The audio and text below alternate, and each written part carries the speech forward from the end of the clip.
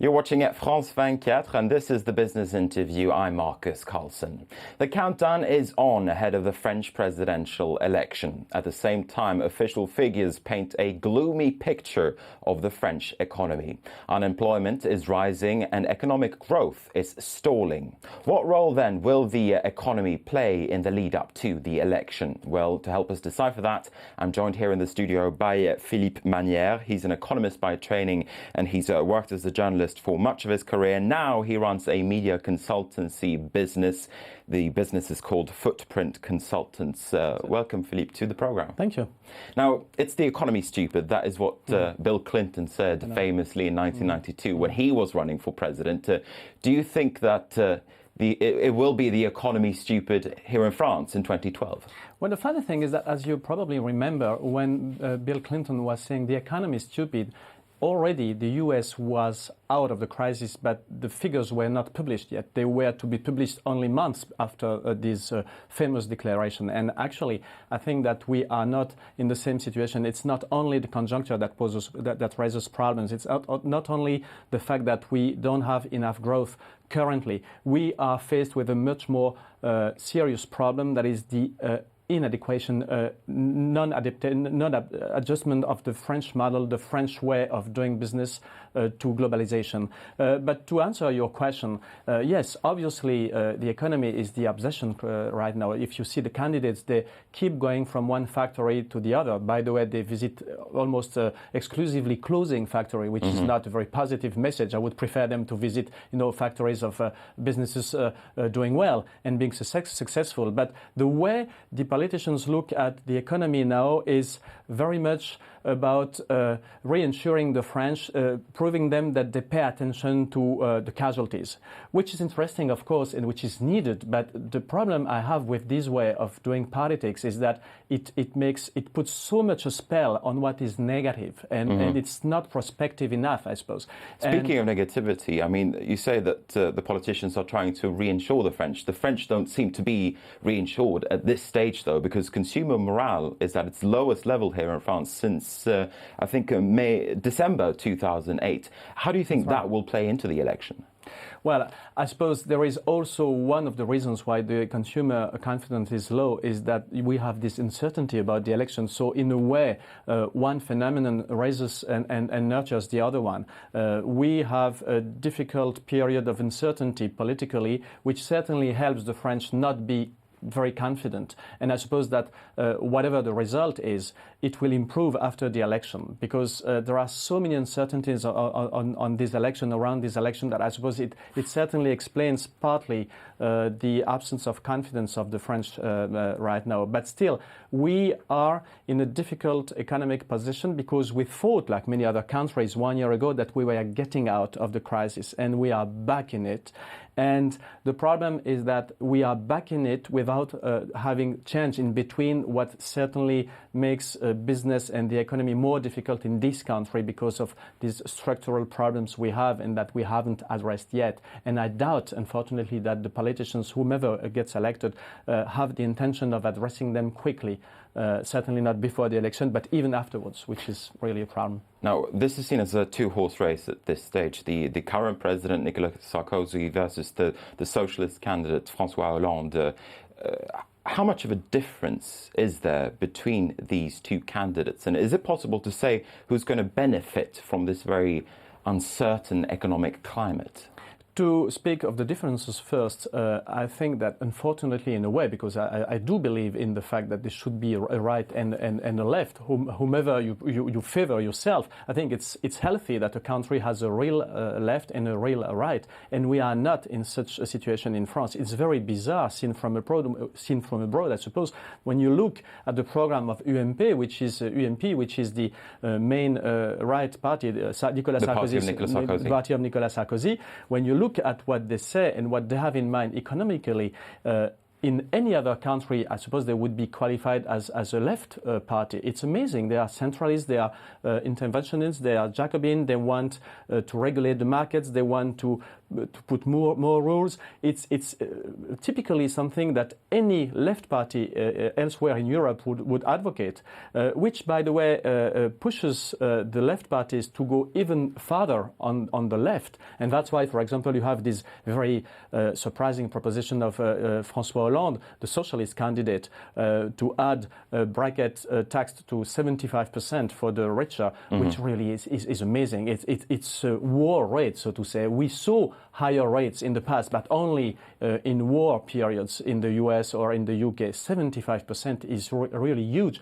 But when you think of it, if you are heading a party that is running for the left, and if Nicolas Sarkozy advocates taxing more the rich, taxing more the bosses, the executives of big companies and so on, the least you can do is proposing even more. And so we have a political debate that is totally deported on the left, which I think is really one of the main features of the French political arena. What does that mean then for the election campaign? Does that mean that it will be more of a question of personality rather than the actual issues and policies of these two different parties? Probably, but I would like to answer your other question from before, that is, whom will it benefit? Probably.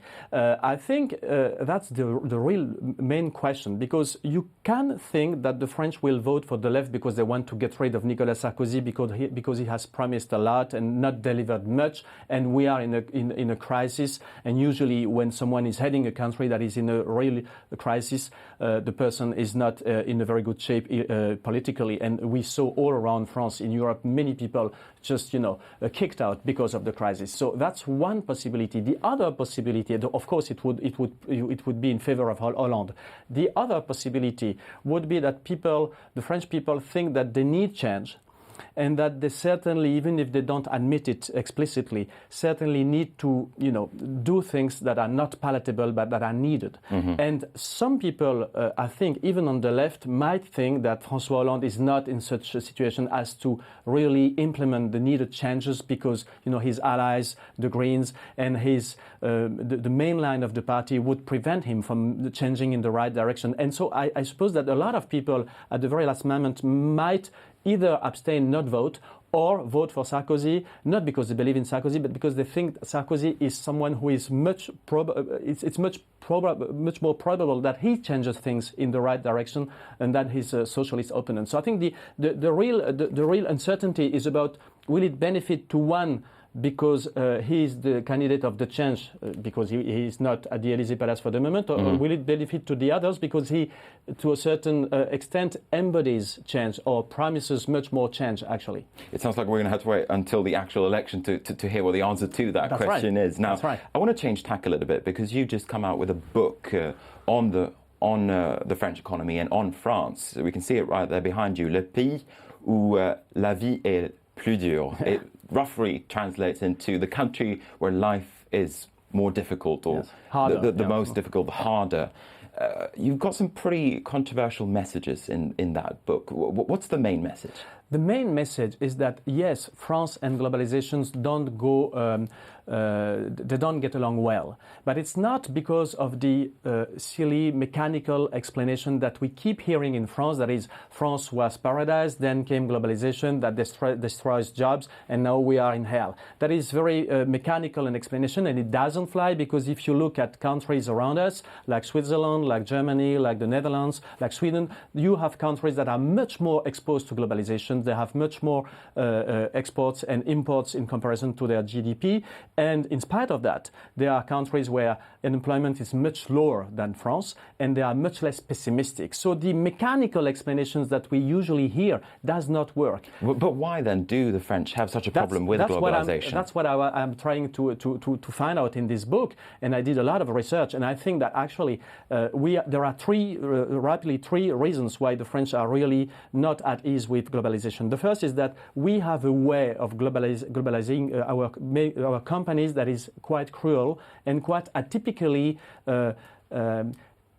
sacrificial, to say the word. The French bosses of the big companies do export a lot of jobs, don't fix as much capital as they used to in France, and so they are very successful abroad. When you look at these huge companies that are LVMH, L'Oréal, Michelin, and so on, we are lucky enough to have very powerful, very successful, very big companies. But when you look at the figures, they keep slashing jobs and they have stopped investing in France, and they are very successful because they have projected themselves overseas.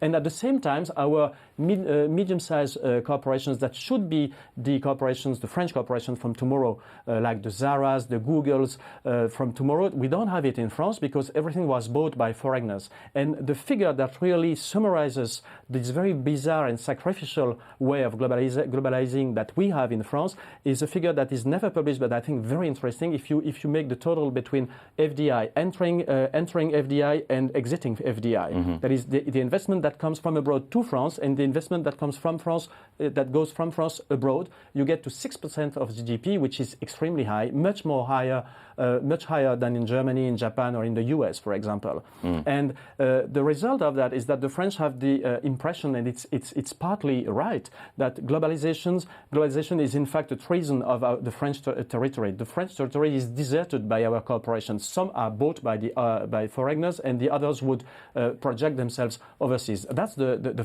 first problem that we have in France with globalization. The second problem is that we have a very immobile society. We have a society of social reproduction.